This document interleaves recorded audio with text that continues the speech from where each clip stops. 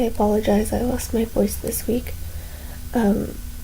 So here's my summary for the Healthy People Heart Disease and Stroke. The goals that they stated is the early identification and treatment of heart disease and stroke is going to be the keys for treatment and the prevention for repeated cardiovascular events. Heart disease is stated as being the leading cause of death, and stroke is the third leading cause of death. The combination of these two diseases is the main cost in the U.S. Financially for disease. And the risk factors for these is high blood pressure, smoking, diabetes, diet and lack of physical activity, obesity, and high cholesterol are heavily linked to both of these as well.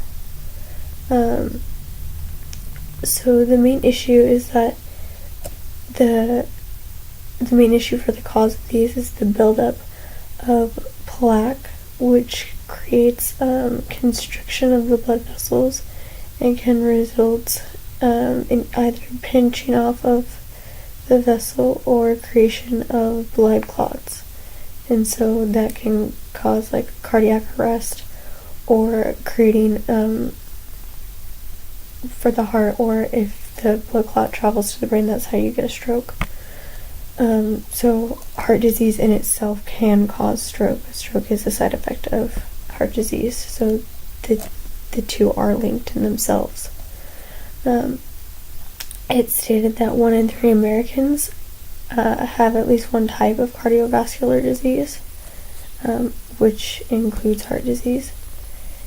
And heart disease and stroke don't strictly just cause death, but they can also cause disability and illness as well. And this causes a decrease in the quality of life. For example, stroke can cause neurological damage resulting in impaired movement and communication or memory. And heart disease can cause heart failure, heart attack, or peripheral artery disease. And it can also cause sudden cardiac arrest, which that would result in death in most cases. So cardiovascular disease is a combination generally of the environment and genetics. It's usually not just due to one or the other, but it can be in some cases. And usually environmental cases are things like your access to healthcare, your access to healthy food or lack thereof, your lack of access to safe exercise, and your like I said, your access to health, not so much your lack of access to health care, but your efficient access to health care, or your ability to get to a healthcare professional. Currently, there's no national databases for heart disease and stroke or cardiovascular disease, like there is for the National Practitioners Databank.